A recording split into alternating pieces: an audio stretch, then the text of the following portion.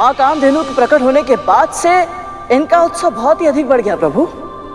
हाँ प्रभु, इन्हें देखकर ऐसा लग रहा है जैसे ये सब कुछ भूल चुके हैं। यही तो इस जीवन का आनंद है। सुख आते ही मनुष्य का मन चंचल हो जाता है और फिर वो अपने सभी दुख भूल जाता है। और ये भी कि ये सुख भी उतना क्षणिक है जितना दुख था।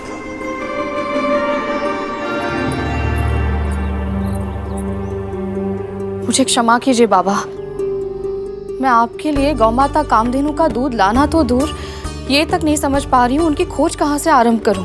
अच्छा बताओ, गौ माता से हमें क्या क्या प्राप्त होता है? गाय के दूध से नारायण का अभिषेक होता है, उससे जो दही बनता है उसे अन्न में मिलाकर नारायण के लिए प्रसाद बनाया जाता है। उनके घी से सभी अनुष्ठान पूरे होते हैं।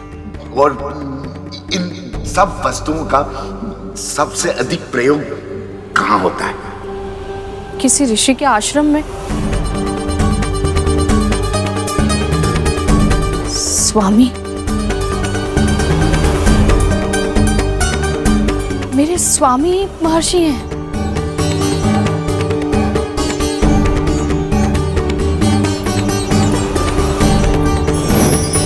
कभी कभी मनुष्य सत्य के बहुत निकट होते हैं, बस उन्हें सही मार्ग दिखाने की आवश्यकता होती है।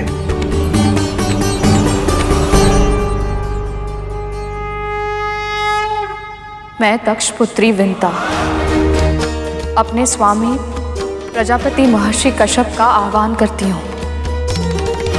कृपया दर्शन दें।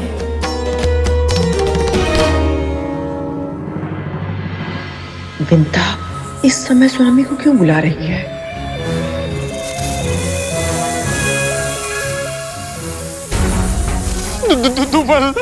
हमारे आने भाई तो रिक्त हाथ ही वापस चले आए।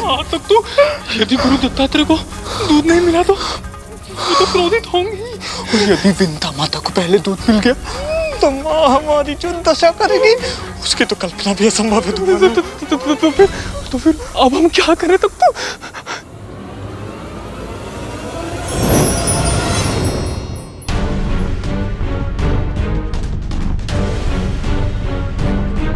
स्वामी,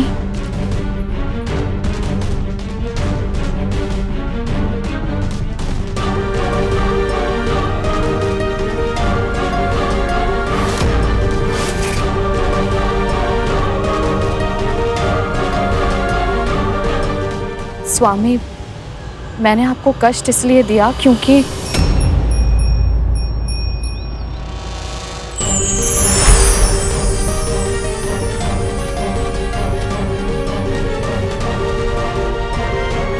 गौ माता कामधेनु।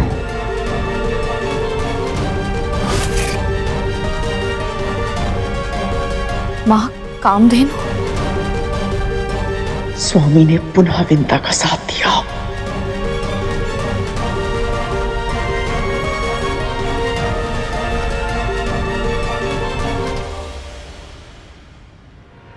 प्रणाम स्वीकार करें माँ।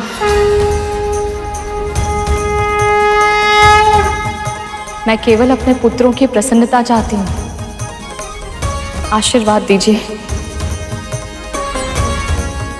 एक विनती और है माँ, एक बूढ़े बाबा को आपके दूध की आवश्यकता है, आज्ञा दीजिए। एक बार फिर विंता जीत गई। अब इस दूध की सहायता से उस बुढ़े बाबा का आशीर्वाद उसे ही प्राप्त होगा। आज फिर से स्वामी ने उस विंता का साथ दिया। माँ, अब ये सब सोचकर क्या लाभ? क्रोध मत कीजिए ना। क्रोध ना करो। एक तो तुम दोनों ने कुछ किया नहीं और ऊपर से स्थिति की गंभीरता को नहीं समझ रहे हो। तुम दोनों नहीं जानते एक छोटी सी घटना का कितना बड़ा मूल्य चुकाना पड़ेगा। देवताओं और दानवों को अमृत मिलने वाला है। यदि वो करुण किसी भी कारणवश और भी अधिक शक्तिशाली हो गया तो मेरे पुत्रों को सर्वश्रेष्ठ बनाने का मेरा स्वप्न सदैव सदैव के लिए अधूरा रह जाएगा।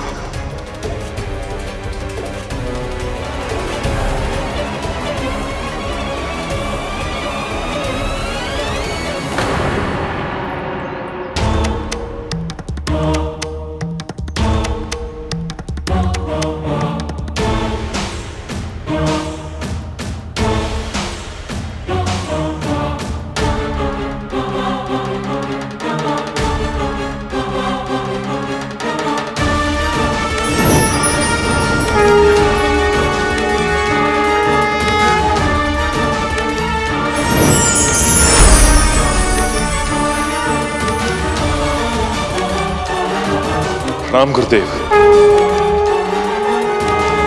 कल्याण। प्रभु, इस प्रकार यहां आकर मेरे परिवार को आशीर्वाद देने के लिए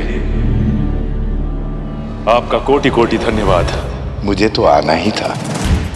आप तो जानते ही हैं, अब समय आ गया है कि विंता और गरुड़ को उनकी परिस्थितियों से मुक्त कराया जाए, ताकि गरुड़ अपनी नियति को पाने की दिशा में आगे बढ़ सके। मैं यहां रहकर विंता के धैर्य और उसकी श्रद्धा की परीक्षा ले रहा हूं। अब शीघ्र ही विंता को उसकी सेवा का और कद्रू को उसके कर्मों का फल मिलेगा।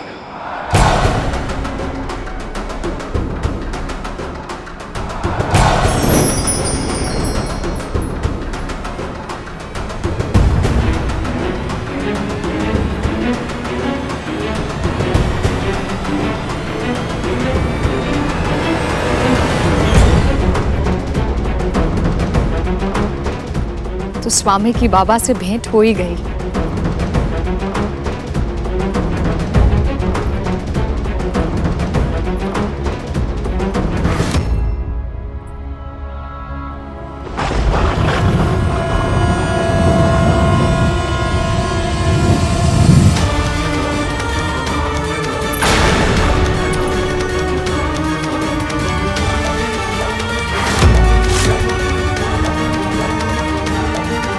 ये दिव्य प्रकाश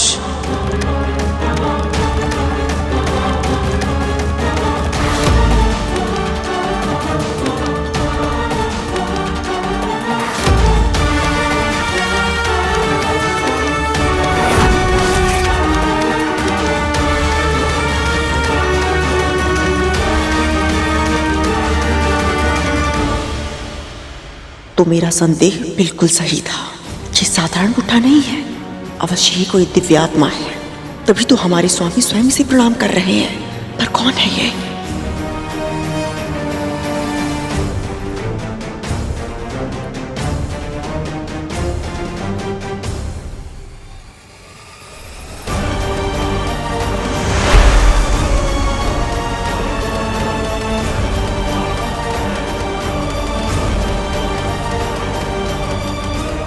बाबा, ये लीजिए कामधेनु का दूध।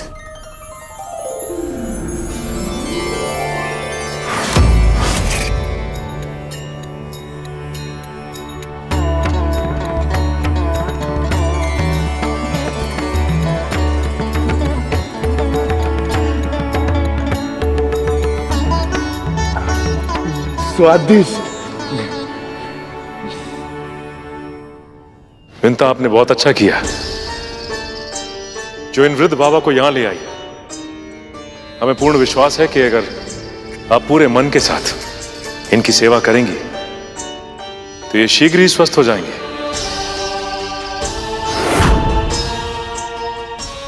मैं चलता हूं।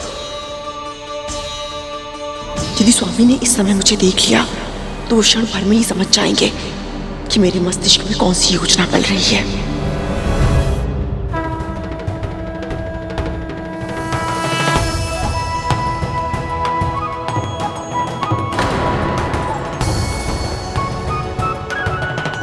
यदि इन बाबा में कुछ विशेष है तो स्वामी ने कुछ कहा क्यों नहीं?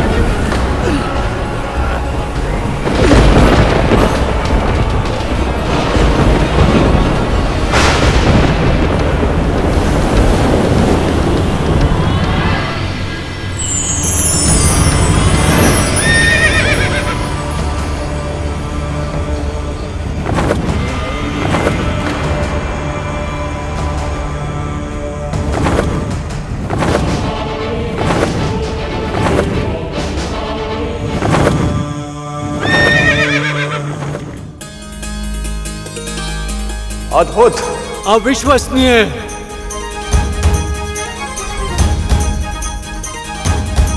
इसके रूप ने तो सभी का मन मोह लिया। कौन है ये पशु? उच्च श्रवा, उच्च श्रवा, उच्च श्रवा। श्वेत और काले में बहुत अंतर होता है, मैंने अपनी आंखों से देखा है। तो बोलो, शर्त लगाने का साहस हारने वाले को जीतने वाले की एक बात माननी होगी। कल सुबह होने से पहले तुम सब जाकर उच्चश्रवा की पूंछ से लिपट जाना। दूर से देखने पर किसी को भी भ्रम हो जाएगा कि उसकी पूंछ काले रंग की है।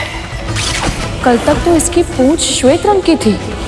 तुझे मेरी दासी बनना पड़ेगा, जीवन भर के लिए।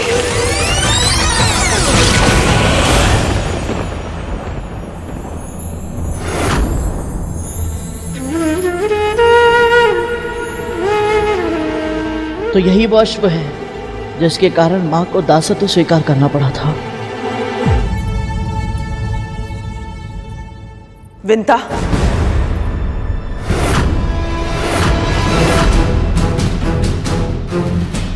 इस बाबा की इच्छाएं पूरी करने के लिए और उसके लिए कामधेनु के दूध का प्रबंध करने के लिए तूने हमारे स्वामी को ही आमंत्रित कर लिया। है कौन ये? मैं नहीं जानती महारानी, मैं तो बस इन्हें एक असहाय रोगी समझकर यहाँ ले आई थी, पर लगता है कि ये कोई पुण्य आत्मा है। तभी तो हमारे स्वामी इन्हें प्रणाम कर रहे थे। इसकी बातों से स्पष्ट है कि इसे पता ही नहीं है कि ये बाबा कौन है, कोई सिद्ध पुरुष है या साधारण भिखारी। बालासन, बालासन, बालासन तुझे प्रतिदिन करना होगा। मैं तो कहती हूं अभी कर, इसी समय। महारानी अभी? हाँ, अभी। जी।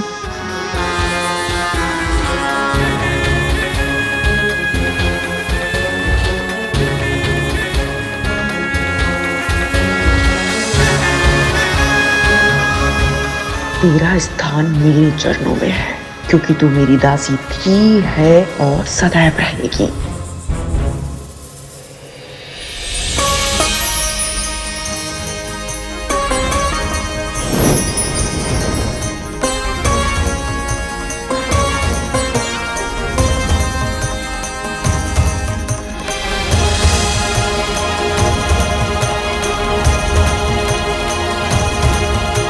कितना दिव्य है ये अश्व, बलिष्ठ काया, अतुल्य है ये अश्व।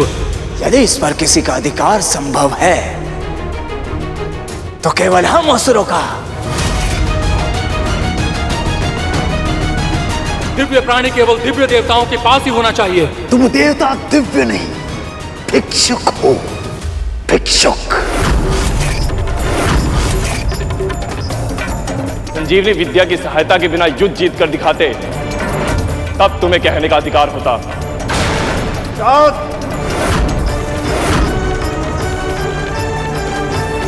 दिव्य कोई हो ना हो, पर इस अश्व को दिव्य लोक में रहने का अधिकार है। स्वर्ग में रहेगा ये।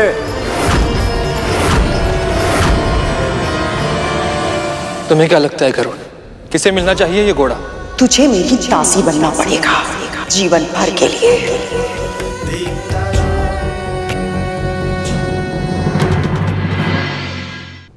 इसे क्या हुआ प्रभु?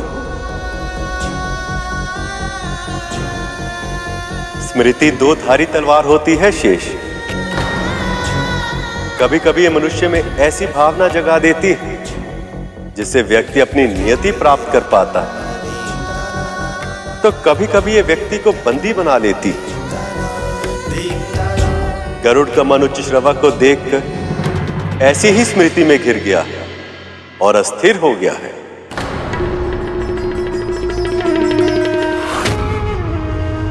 मुद्रा तो बिल्कुल सही है तेरी। ऐसे ही नित्य किया कर। कहते इसे करने से दृष्टि तीव्र होती है, और तुझे तेरी दृष्टि तीव्र करने की बहुत अधिक आवश्यकता है। तूने दूर से देखा और तुझे लगा हमारे स्वामी महान ऋषि उस बाबा को प्रणाम कर रहे हैं। ध्यान से देख विंता, वो उस बाबा को नहीं, जबकि उनके पीछे रखी उस मूर्ति को प्रणाम कर रहे थे।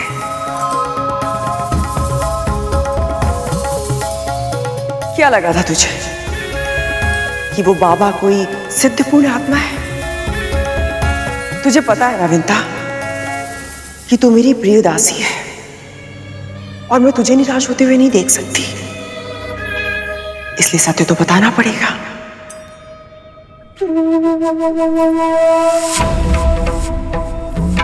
वो बुड्ढा कोई पूर्ण आत्मा नहीं है। हाँ, थोड़ा सा अतरंगी अवश्य है। वो अपनी मांगे इस तरह तेरे सामने रखता है कि तू पूरी करने के लिए विवश हो जाती है। बहुत कर ली इच्छाएं पूरी तूने उसकी, किंतु अब उसकी सेवा मैं करूंगी, वो भी अपने ढंग से।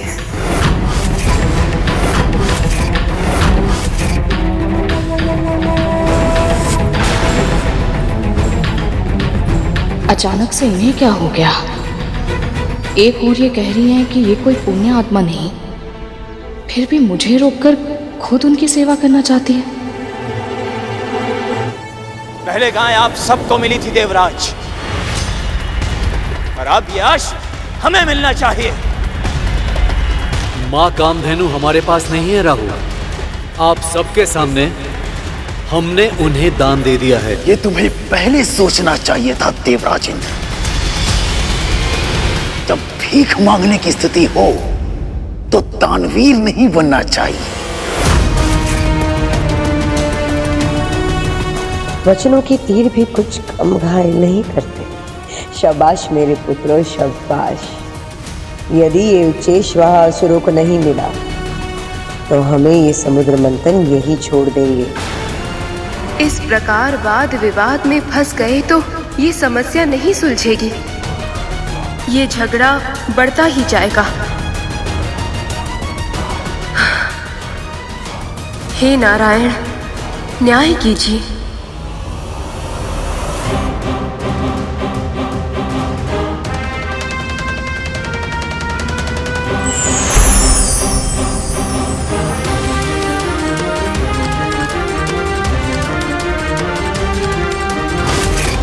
हमारे हित की बात आज तक इनके मन में आई है, जो आज इनके मुख पर आएगी।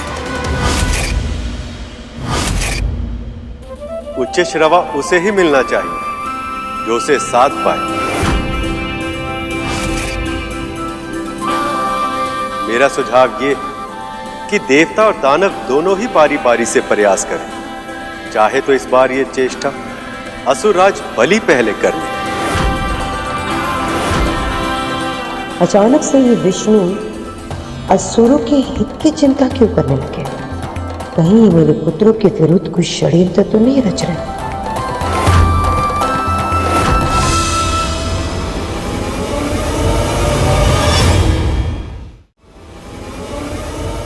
बलि, मेरी बात मान। पहला प्रयास इंद्र को करने दे।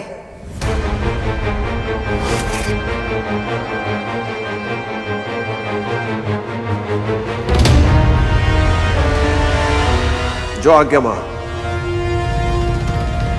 जाइए देवराज, अश्व आपकी प्रतीक्षा कर रहा है।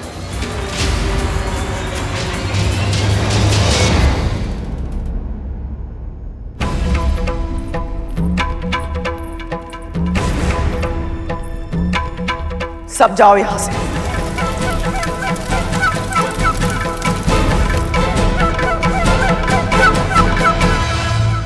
तक तू धूमल, पूरा रसोई घर स्वच्छ करो।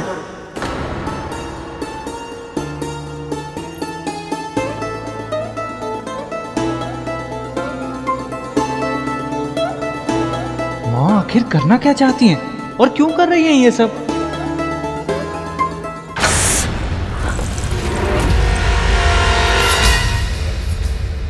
माँ ये क्या कर रही हैं आप? दासियों ने बताया कि आपने उन्हें बाहर जाने के लिए कहा। मैंने उस मूर्ख विंता को तो समझा दिया है, कि बाबा कोई सिद्ध पुरुष नहीं है, किंतु सत्य तो यही है ना कि तुम्हारे पिता ने उन्हें नमस्कार किया था।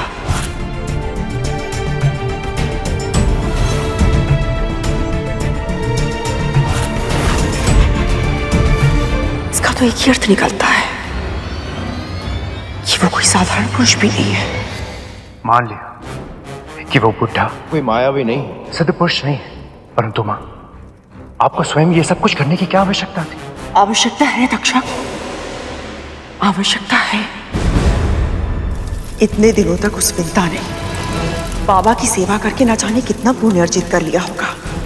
अब मुझे उसकी सेवा करके विंता से अधिक पुण्य अर्जित करना होगा, ताकि सारा आशीर्वाद मुझे मिले, उस दासी को नहीं। यदि फिर भी आशीर्वाद नहीं मिला तो? आशीर्वाद में नहीं मिला तो कोई हानि नहीं होगी, किंतु आप उस विंता को और अधिक आशीर्वाद लेने नहीं दोगी।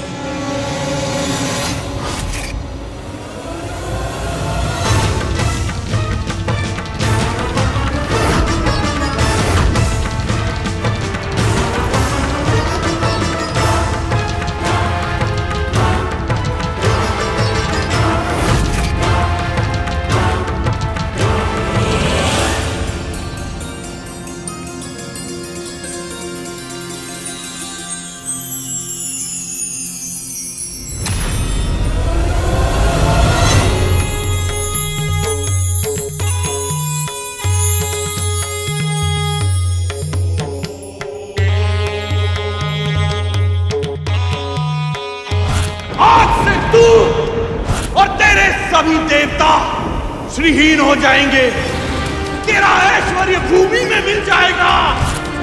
हम तो तुझे यहाँ आशीर्वाद देने आए थे, किंतु अब हम तुझे श्राप देंगे। श्राप!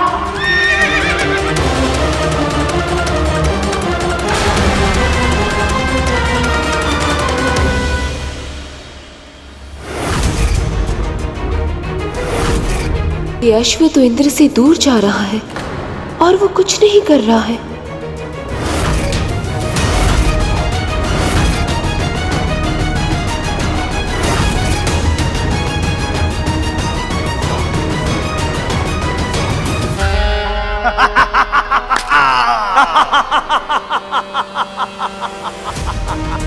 कहा था ना, असंभव है तुम्हारे लिए।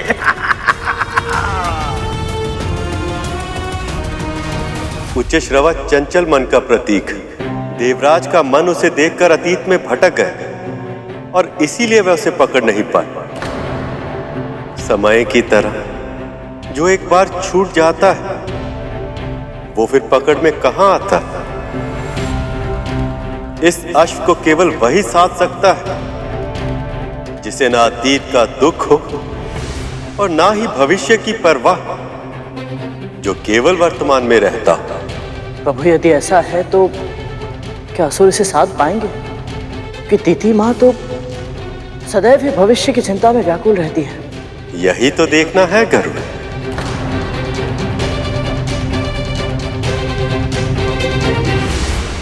देवराजेंद्र।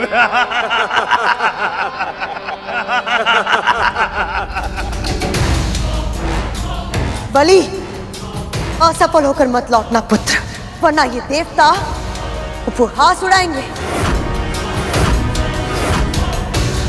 हाँ महाराज, अपनी श्रेष्ठता और शक्ति बनाए रखने के लिए हमें इस अश्व की आवश्यकता है।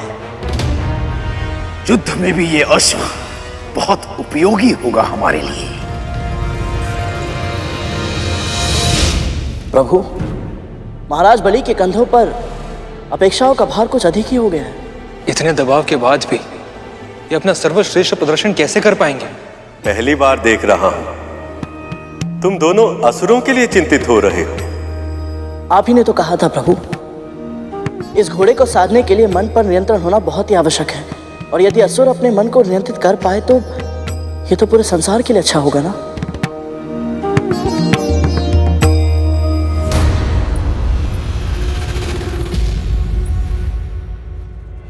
महारानी, आप और ये सब यहाँ क्या हो रहा है यहाँ? जा यहां से। क्या हुआ महारानी, आप ऐसा क्यों कह रही हैं?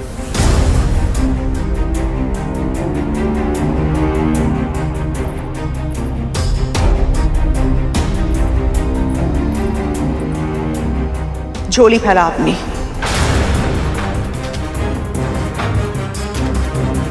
अपनी झोली फैला।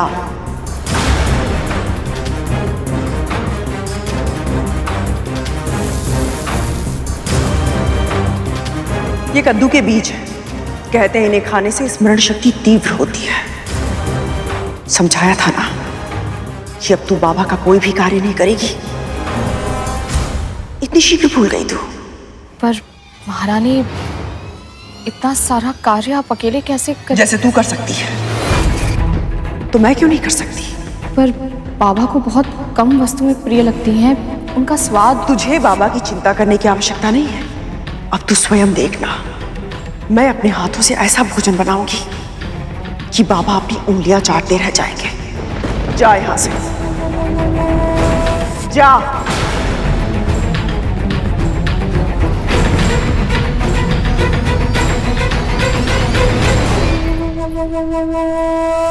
दासी माँ, माँ को क्या हुआ है? ये रसोई में क्या कर रही है? मैं भी नहीं जानती।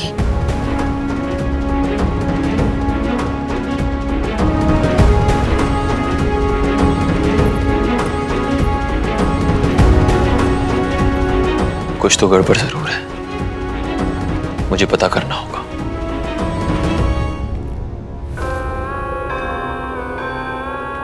नारायण नारायण। आपने अभी ये क्यों बोला मुनिवर? मेरे मन में तो ये जाप सदैव चलता रहता है असुरराज। मन में यदि इष्ट का नाम तो सभी कार्य अपने आप संपन्न हो जाते हैं।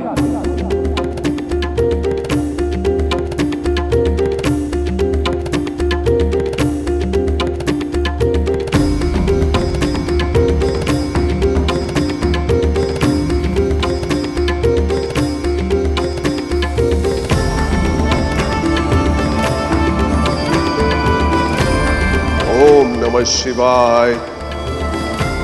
ओम नमः शिवाय। ओम नमः शिवाय। ओम नमः शिवाय।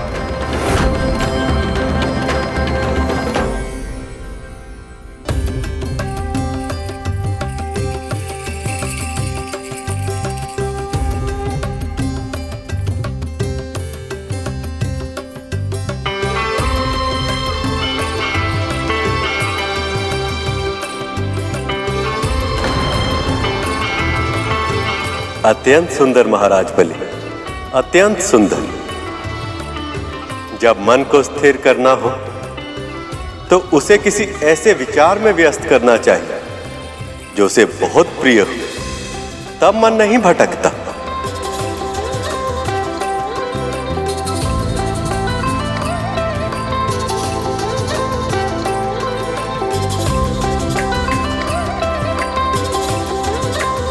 स्वर्गाधिपति महाराज बलि की जय। स्वर्गाधिपति महाराज बलि की जय।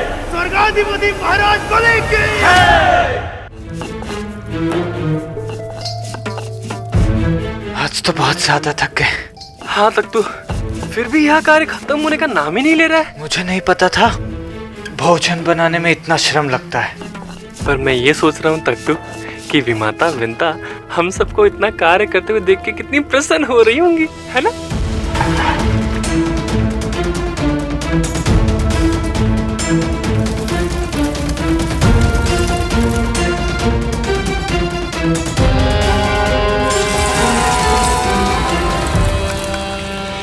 मेरे होते हुए दीदी और उनके पुत्रों को इतना श्रम करना पड़ रहा है।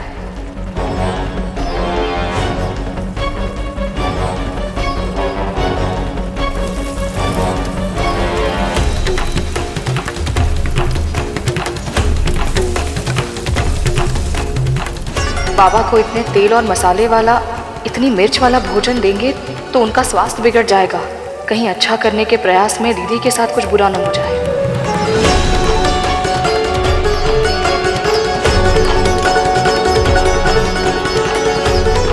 महारानी ये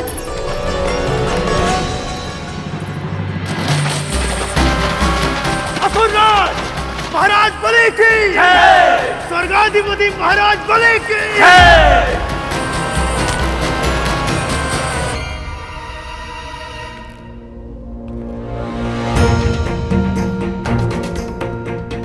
गरुड़ और उसकी मां के प्रति मुझसे अपराध तो हुआ है, अब मैं असुरों के अधीन रहूं, यही मेरा दंड होगा।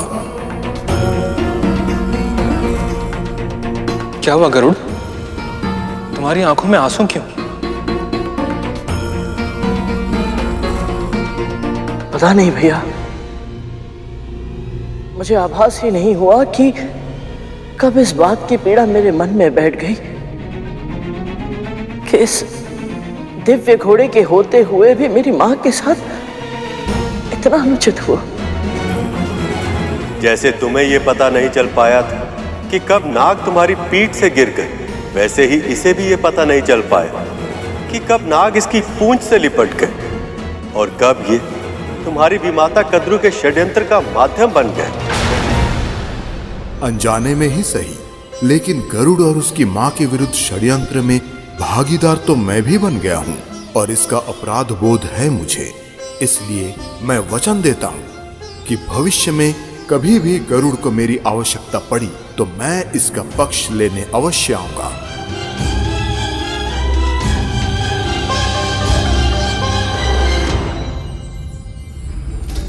महारानी रुक जाइए। महारानी मेरी बात सुन लीजिए। महारानी रुक दासी मां, आप मां का आदेश क्यों नहीं मान रही?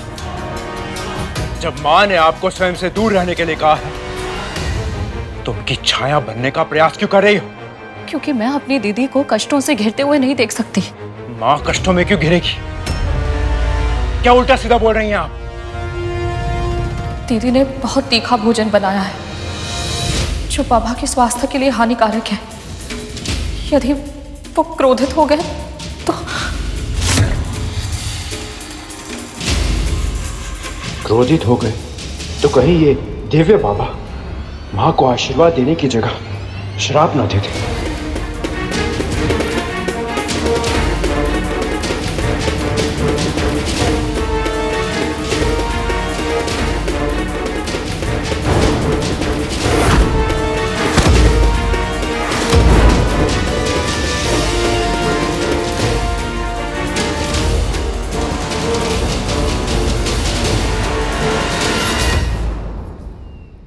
मैं जानता हूं तू मेरी सेवा क्यों करना चाहती है, पर मैं तुझे तेरे उद्देश्य में कभी सफल नहीं होने दूंगा।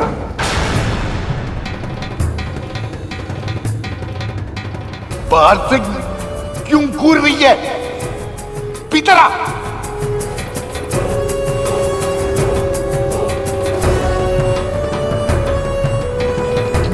कौन है तू? मैं महर्षि कश्यप की पत्नी कद्रू और इस महल की महारानी। इस नाते आप मेरे भी अतिथि हुए। आज से मैं आपकी सेवा करूंगी। सेवा करेगी? कर सेवा, किंतु पहले मेरे हाथ धुलवा।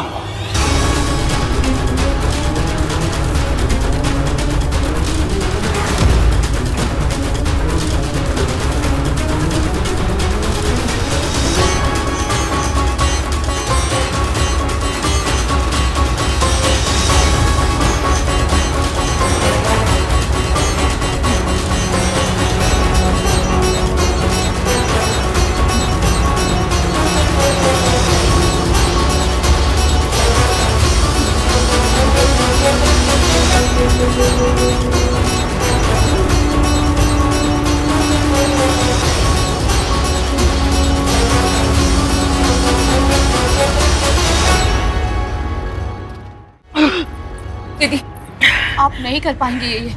मैं हूं ना, आप मुझे करने दीजिए ये सब। रहने दे। जा मुंह पे बांधने के लिए कुछ लाके दे।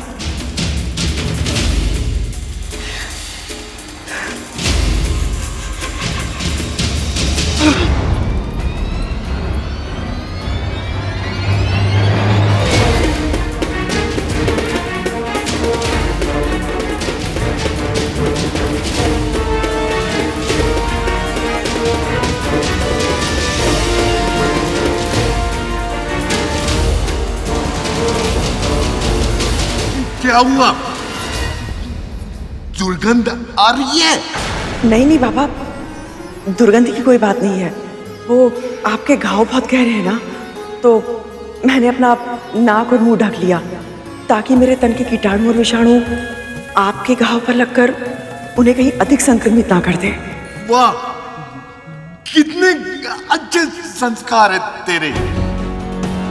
माँ तो गुरु दत्तात्रेय से झूठ बोल रही है।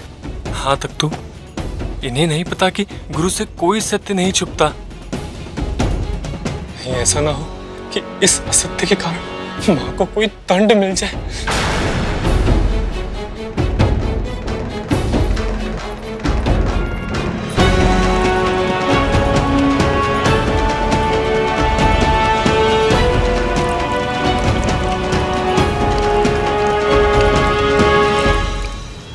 अभी तो आरंभ है। अब धीरे धीरे तुम्हें भी उसी अशांति का अनुभव होगा जो गरुड़ को होता था, जब वो तुम सबको अपनी मां पर अत्याचार करते हुए देखता था।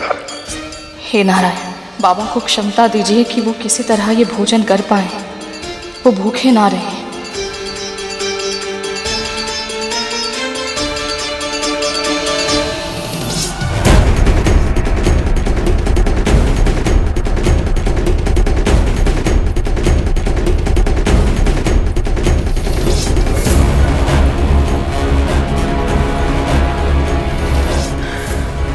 आप ठीक तो है ना दीदी?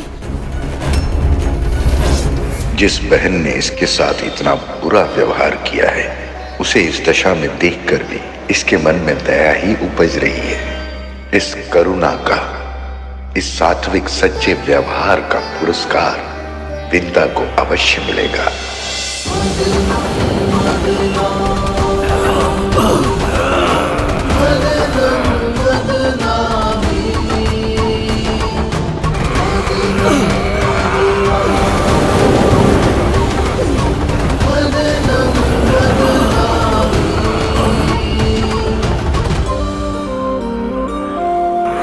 और शक्ति लगाओ। अब क्या प्रकट होने वाला है इस समुद्र से? जो भी होगा उच्च श्रवा से उत्तम ही होगा। लगाओ बल।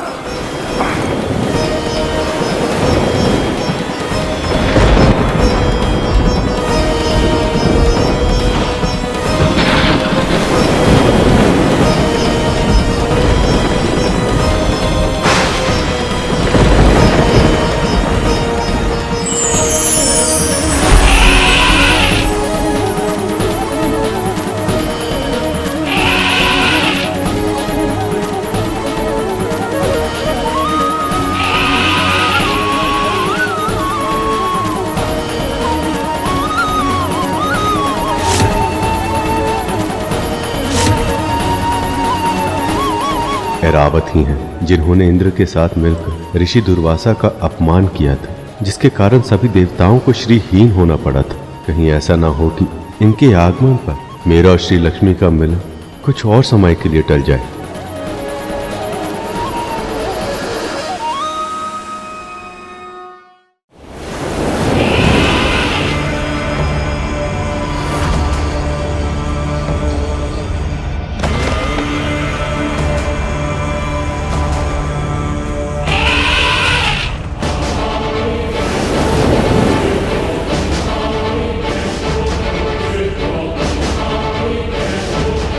इस पर तो मेरा ही अधिकार होना चाहिए इंद्र।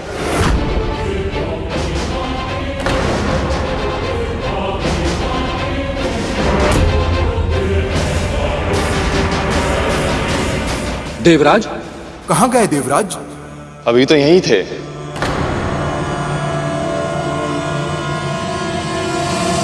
समुद्र से निकला ये रत्न किसे मिलेगा, इसका निर्णय हुए बिना देवराज इंद्र कहां लुप्त हो गए? जब अतीत की भूल अचानक आकर सामने खड़ी हो जाए और उससे दृष्टि मिलाने के अतिरिक्त और कोई उपाय ना हो, तब उसका सामना करना कठिन हो जाता है। ये वही हाथी जिसने देवराज इंद्र के साथ मिलकर महर्षि दुर्वासा का अपमान किया था। देवराज इंद्र को इसकी क्या आवश्यकता? तूने विजय श्री की प्रतीक परम पूजनीय रुद्राक्ष की माला मेरे आराध्य भगवान शिव के वरदान का अपमान किया है। आज से तू और तेरे सभी देवता श्रीहीन हो जाएंगे। ऐरावत? हाँ गरुड़, यह ऐरावत ही है। कहते हैं ये काम, क्रोध, मद, मोह और लोभ पर नियंत्रण का प्रतीक है।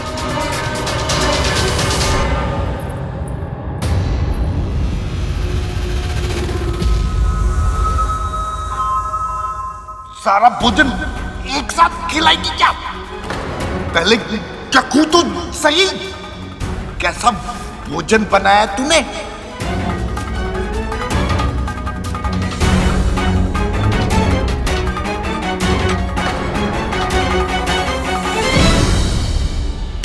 ईर्ष्या की भावना से मनुष्य कभी अच्छा परिणाम नहीं पा सकता और विंता के लिए कद्रू की यह भावना उसे कभी अपने मंशा में सफल नहीं होने देगी।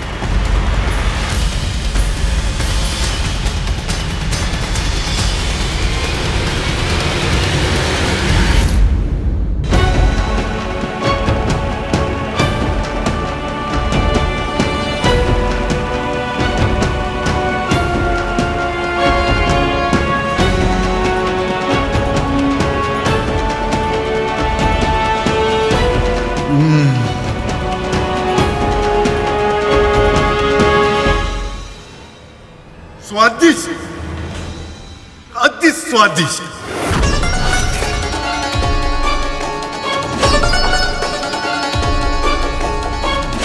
मेरे बनाए भोजन में बाबा इतने दोष निकालते थे और कद्रू दीदी के बनाए भोजन में एक भी दोष नहीं निकाला।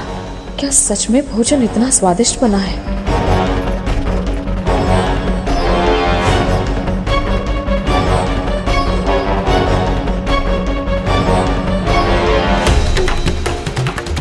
जब मेरी ये दशा है तो बाबा की क्या होगी?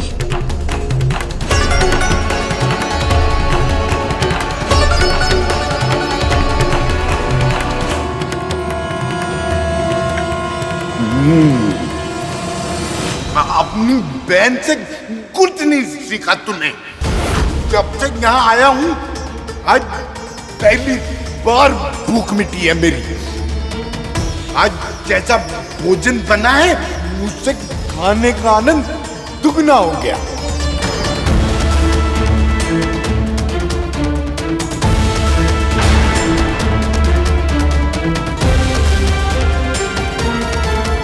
प्रतिदिन ऐसा ही भोजन बनाना। हाँ? प्रतिदिन? अवश्य बाबा, मैं प्रतिदिन अपने हाथों से बनाकर आपको खिलाऊंगी।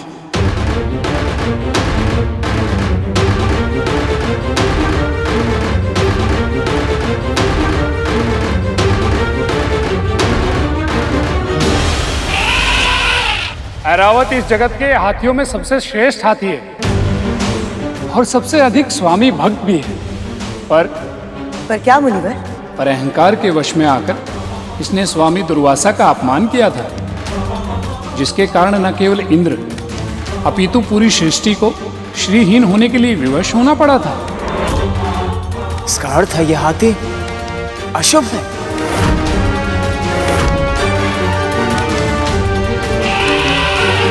हम असुरों के लिए शुभ हमारा फल होता है राहु। केवल कायरता होती है हमारे लिए अशुभ। नहीं बनी, राहु सही कह रहा है। यदि इस हाथी में कोई समस्या नहीं तो इंद्र इसे छोड़कर क्यों भाग गया? अवश्य ये साक्षात दुर्भाग्य का रूप है ये हाथी। मां, सौभाग्य दुर्भाग्य जैसी बातें मैं नहीं मानता। मैं मानती हूं बलि। जब दांव पर अमृत लगा हो तो एक हाथी के लिए दुर्भाग्य को न्यौता देना मूर्खता होती है। और मैं तुझे ये मूर्खता नहीं करने दूंगी।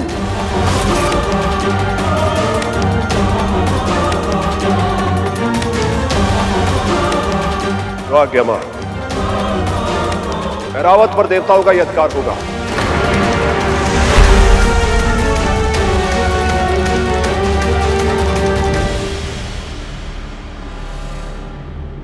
ये ऐरावत कहाँ चला गया? सेवक इतने तीव्र गति से दौड़कर केवल अपने स्वामी के पास ही जा सकता है।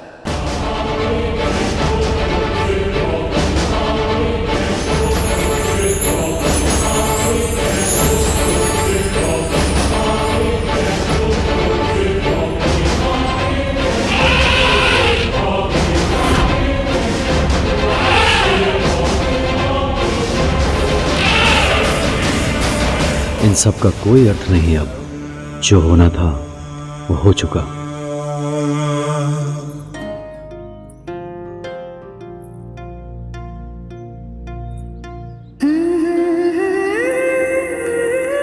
बाबा तो प्रसन्न है, फिर मुझे क्यों बुरा लग रहा है? जो भोजन जीवा के लिए स्वादिष्ट होता है वो स्वास्थ्य के लिए हानिकारक होता है, ये जानते हुए भी मैं कद्रू दीदी को रोक क्यों नहीं पाई? क्या करूं मैं? सच में मैं अभागिनी हूं, तभी तो ऐसे दासी बनी हुई हूं। अवश्य ही मुझ में कोई ना कोई कमी है, तभी तो सभी से तिरस्कार ही मिलता है मुझे। और अब मेरे कारण मेरे पुत्र को जीवन भर ये तिरस्कार सहना होगा। हे नारायण, अब नहीं सहा जा रहा मुझसे, नहीं सहा जा रहा। आज पहली बार तूने स्वीकार किया है कि तू इस दयनीय स्थिति को और अधिक सहन नहीं कर सकती है।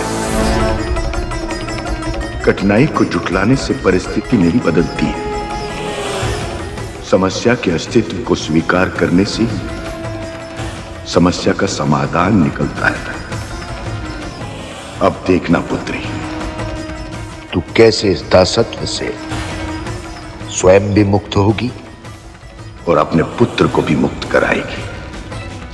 हर अत्याचारी को उसके कर्मों का फल अवश्य मिलता है।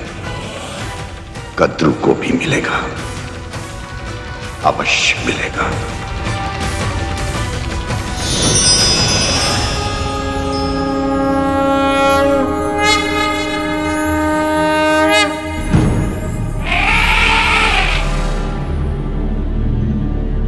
ये क्या कर रहा है रावत? क्षमा मांग रहा है। अहंकार में आकर इसने महर्षि दुर्वासा की दी हुई माला फेंक दी थी। अपनी इसी भूल पर पश्चाताप व्यक्त कर रहा है। परंतु भैया, ऐरावत में अहंकार तो स्वयं देवराज के कारण ही था ना। वो कहते हैं ना, यथा स्वामी तथा सेवक। स्वामी का ही स्वभाव सेवक में प्रतिबिंबित होता है। सत्य कहा गर्व। और अब ये बात देवराज इंद्र भी समझ चुके हैं।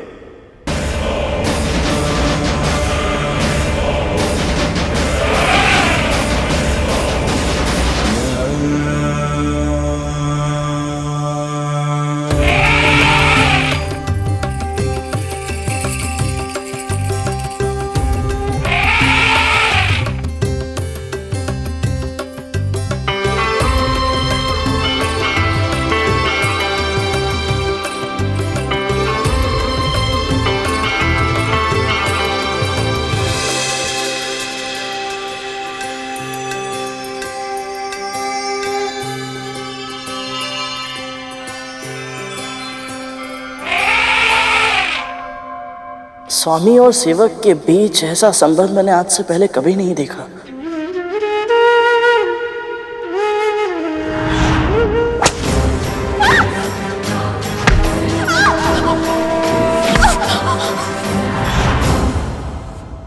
महारानी तो मेरी मां के साथ ऐरावत ने पूरे मन से अपने स्वामी की सेवा की, तो इंद्र ने भी उन्हें सम्मान दिया। दोनों पक्षों के मर्यादित आचरण के बिना संबंध का ऐसा सूत्र स्थापित हो पाना संभव ही नहीं है। पर देवी विंता अपनी स्वामिनी देवी कद्रू के लिए कोई साधारण दासी नहीं है गरुड़। वो उनकी बहन है, जिन्हें उन्होंने छल से अपनी दासी बनाया है। ऐसा व्यवहार अनुचित है और इसी कारण भले ही देवी विंता कितना भी प्रयास क्यों ना कर, उनका अपनी बहन और स्वामिनी के साथ संबंध कभी सामान्य नहीं हो सकता।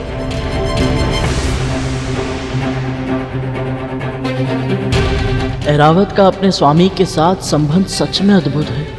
बस एक ही इच्छा है मेरी, किसी तरह मैं भी अपने प्रभु का ऐसा ही सेवक बन पाऊं।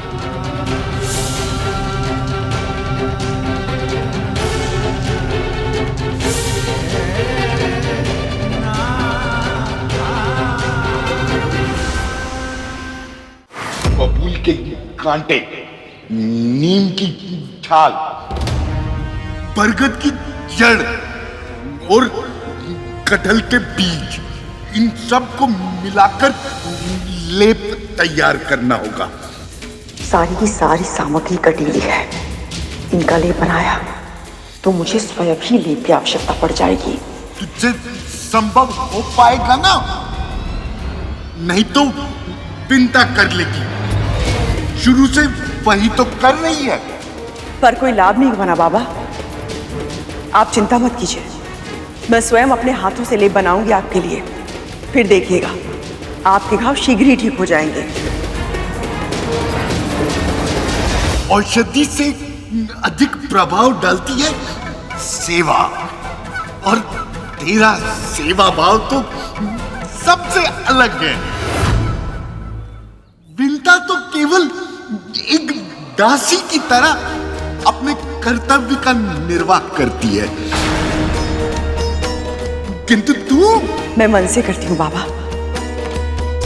अन्यथा मुझे क्या आवश्यकता है कि इतने सेवक सेविकाओं के होते हुए भी मैं स्वयं आपकी सेवा करूं? सही कह रही है तू।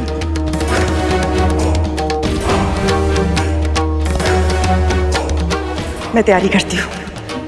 क्या?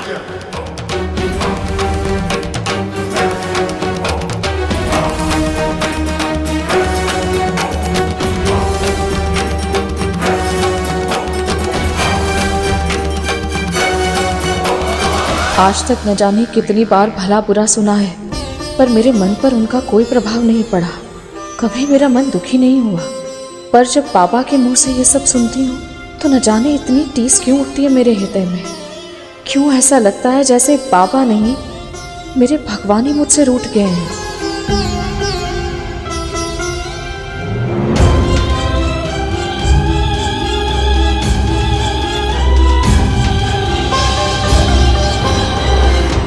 ये धैर्य खोने का समय नहीं है पुत्री। विश्वास रख, मैं शीघ्र ही कद्रू को उसके कर्मों का दंड दूंगा और तेरी पीड़ा का अंत करूंगा। मैं तुझे मुक्त कराऊंगा।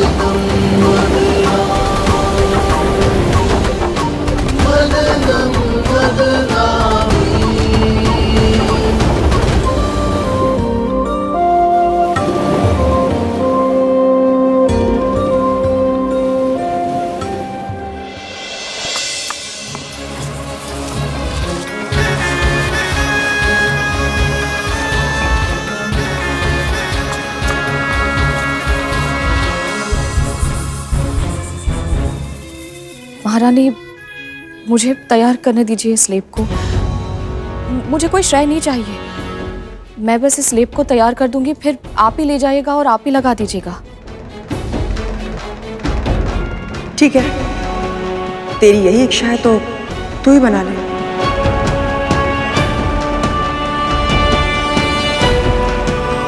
माँ विंता माता से कार्य करवाकर स्वयं श्रेय लेना चाह रहे हैं। इन्हें लग रहा है गुरु दत्तात्रेय को पता नहीं चलेगा। पर उन्हें तो सब पता होता है ना तब तो। कहीं माँ को आशीर्वाद के स्थान पर श्राप मिल गया तो।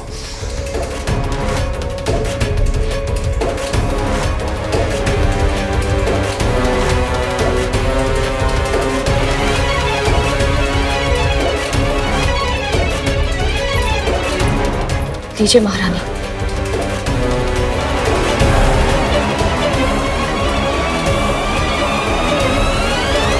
अब विश्वास हो जाएगा पापा को कि ये लेप मैंने बनाया है।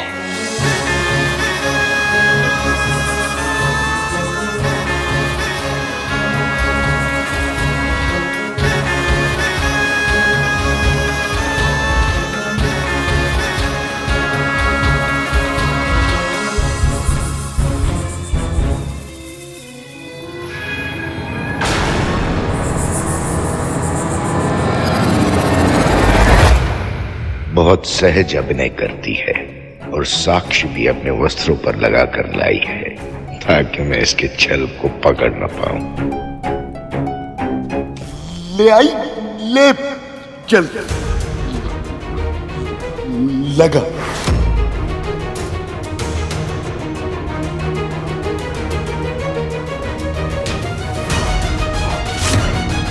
जिस घाव की गंध से मेरा मन इतना विचलित हो रहा है, मैं ऐसे घाव पर लेप कैसे लगाऊंगी? मैं नहीं कर पाऊंगी।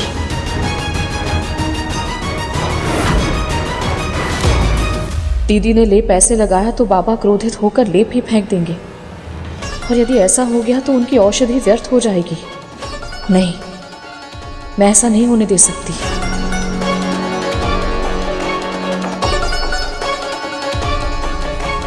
इधर उधर क्या देख रही है?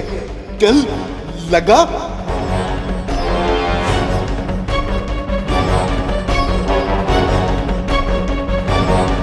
लगा। जी बाबा, आप लेप लगाने से आपको जलन होगी, आप अपनी आंखें बंद कर लीजिए।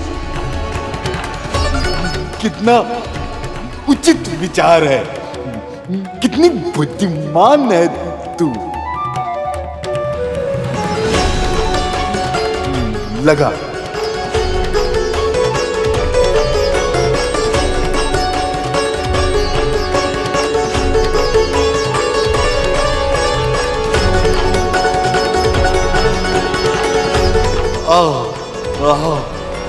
आनंद आ रहा है।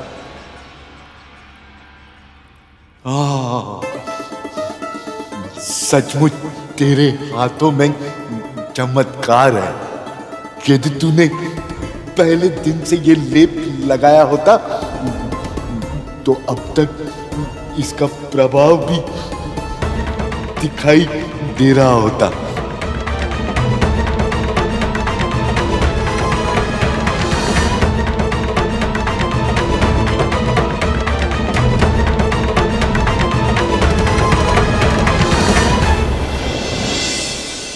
ये सुगंध कैसी? अब क्या प्रकट होने वाला है?